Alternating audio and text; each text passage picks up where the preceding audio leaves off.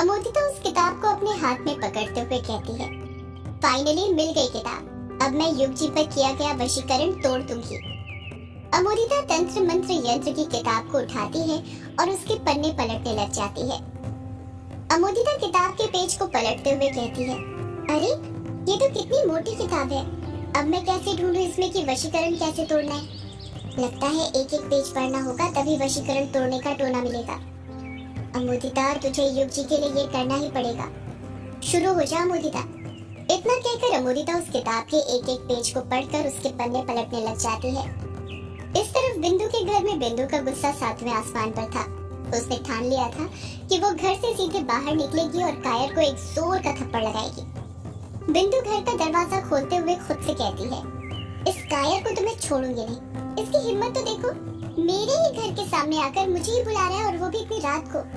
आज तो इसकी खैर नहीं। इतना कहकर बिंदु दरवाजा खोल देती है। जैसे ही वो दरवाजा खोलती है, उसकी बोलती बंद हो जाती है। उसे सांप सूंघ जाता है।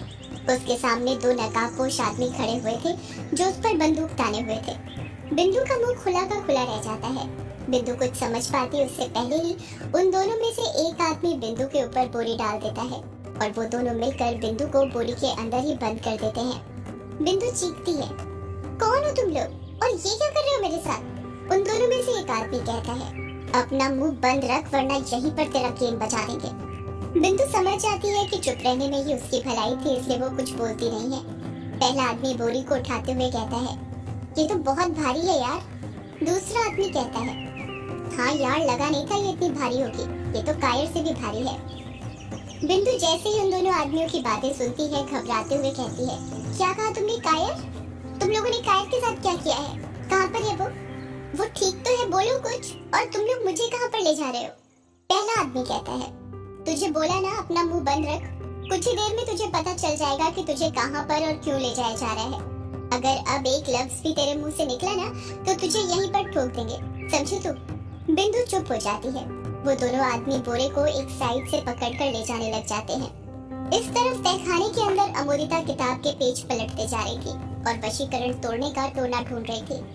उसने आधे से ज्यादा किताब के पेजेस की हेडलाइन पढ़ ली थी, पर उसे वशीकरण तोड़ने का फॉर्मूला कहीं नहीं मिला था।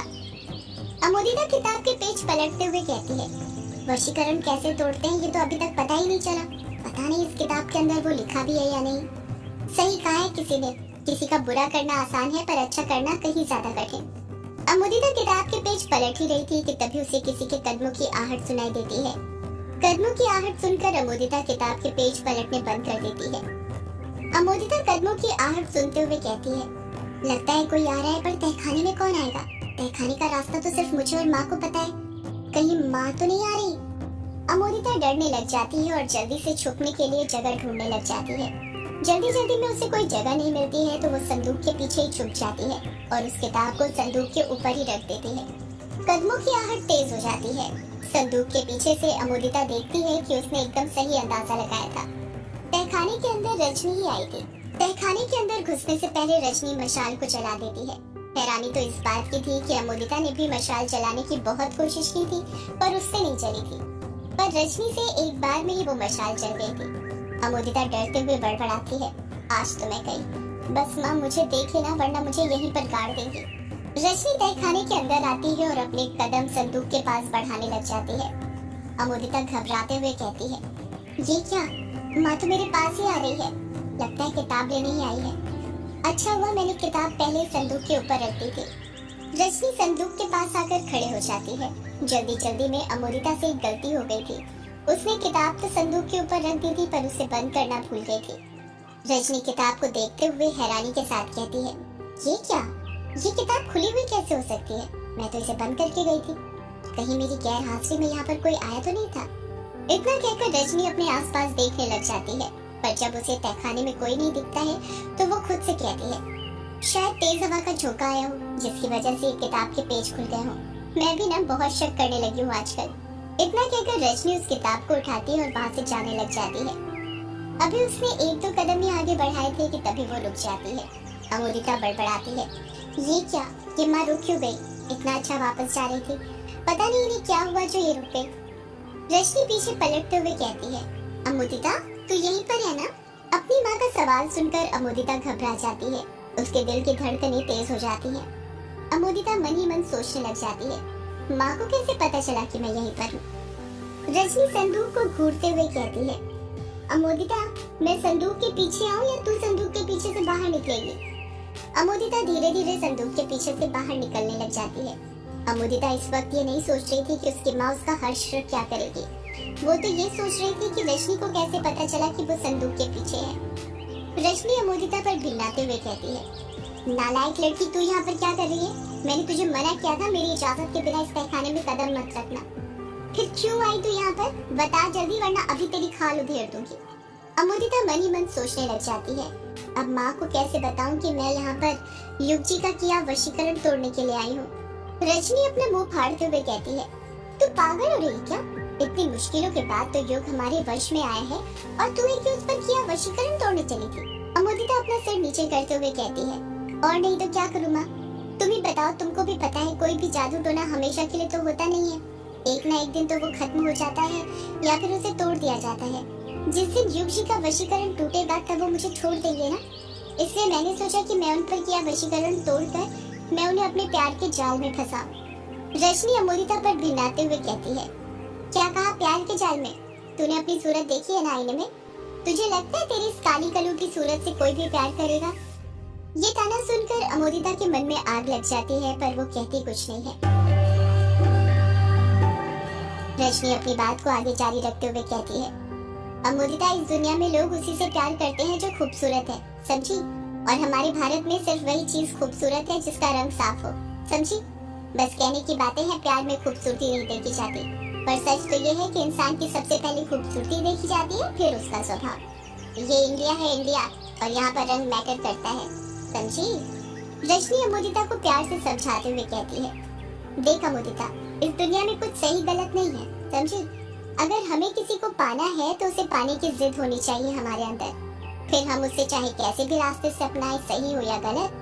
कहते हैं ना, यदि सीधी उंगली से घी ना निकले तो उंगली टेढ़ी करनी पड़ती है। ये भी कुछ ऐसा ही है। यदि कोई प्यार के जाल में ना फंसे तो उसे जादू टोना करके अपने प्यार के जाल में फंसाया जा सकता है, समझी? धीरे धीरे अमोदिता रजनी की बातों में वापस से आने लग गई थी। अमोदिता हिचकिचाते हुए कहती है, पर माँ, जब वो जादू टूटेगा तब? अमोदिता अपनी बात पूरी करती है उससे पहले ही रजनी उसे बीच में टोकते हुए कहती है, तुझे ऐसा क्यों लगता है कि वशीकरण इतनी आसानी से टूट जाएगा? अरे पागल, अगर एक बार तेरी युग से शादी हो गई ना तो वशीकरण कभी नहीं टूटेगा, क्योंकि जब तू उसकी पत्नी बन जाएगी तो तू उसके साथ रहकर ही कई सारे जादू टोने कर सकती है, एक साथ कई सारे, समझी? हाँ माँ, समझ गई। सॉरी माँ, मुझसे गलती हो गई थी, मैं भटक गई थी। कोई बात नहीं, तू अभी नादान है, पर आज के बाद इस तहखाने में देखना मत, वरना मैं तेरी टांगे तोड़ दूंगी, समझी? देख अमोदिता, मुझे पता है कि तू मासूम है, पर तुझे ये नहीं पता ये दुनिया बड़ी जालिम है, और जालिमों के लिए जालिम बनना पड़ता है। हमारी तभी तरक्की होगी जब सबसे पहले हम अपने बारे में सोचेंगे, ना कि दूसरों के बारे में। अब चल यहाँ से, अगर घर में कोई जग गया तो दिक्कत हो जाएगी। हाँ माँ, चलो।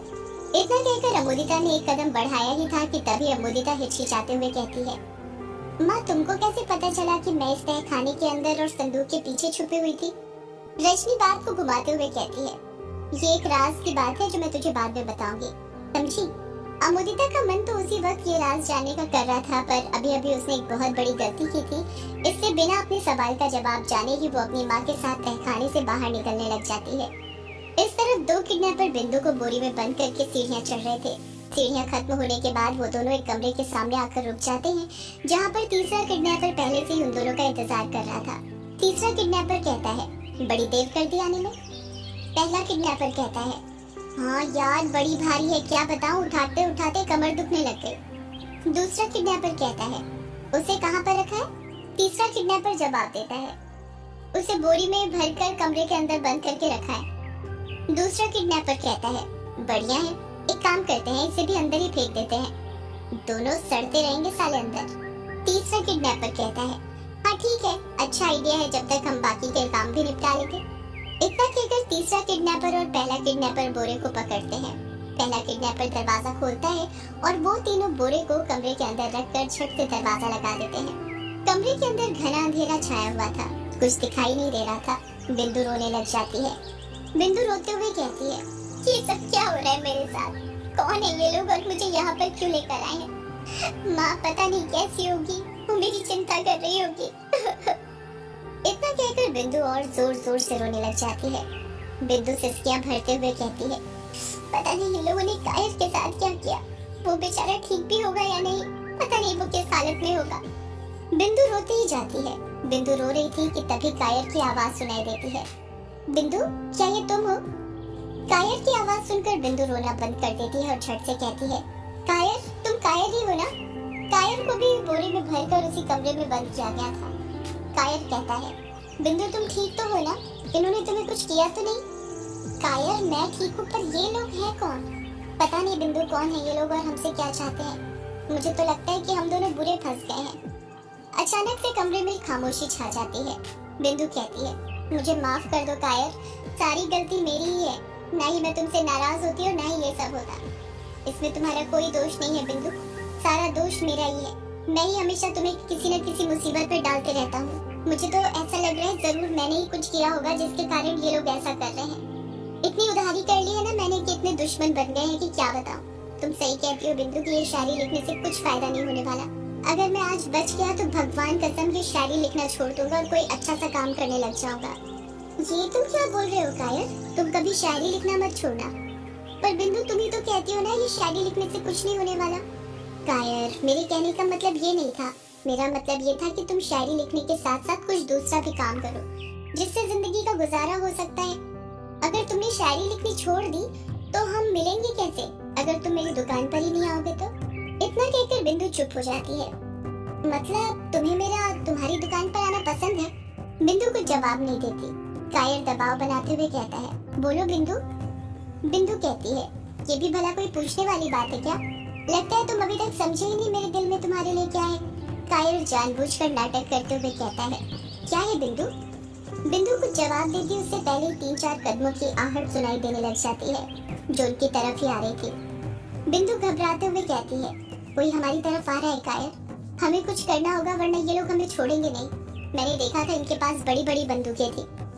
तुम फिक्र मत करो बिंदु, मैं तुम्हें कुछ नहीं होने दूंगा। कायर को जब पहली बार बोरी से बाहर निकाला गया था तब उसने चुपके से एक नुकीला पत्थर उठा लिया था जिसकी मदद से आधे घंटे से वो बोरी को फाड़ने की कोशिश कर रहा था जिसमें वो लगभग कामयाब होने वाला था। कायर अपनी पूरी जान लगा देता है और आखिरकार उस बोरी को फाड़ देता है। जब वो बोरी से बाहर निकलता है तो देखता है कि जिस कमरे के अंदर उसे रखा गया था उसमें अंधेरा पसरा हुआ था, कुछ दिखाई नहीं दे रहा था। कायर बिंदु को आवाज लगाता है, तुम कहाँ पर हो बिंदु? बिंदु की आवाज आती है, मैं यहाँ हूँ कायर। बिंदु की आवाज का पीछा करते हुए कायर बिंदु के बोरे के पास पहुँच जाता है और जल्दी से बिंदु का बोरा खोल देता है। जैसे ही बिंदु बोरे से बाहर निकलती है कोई कमरे की लाइट चालू कर देता है। डर के मारे बिंदु कायर के सीने से लिपट जाती है और अपनी आंखों को बंद कर लेती है। कायर भी बिंदु को अपनी बाहों में भर लेता है और अपनी आंखें बंद कर लेता है।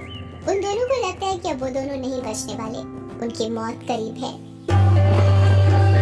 सदियों से है पुरानी ये है यक्षिणी की कहानी।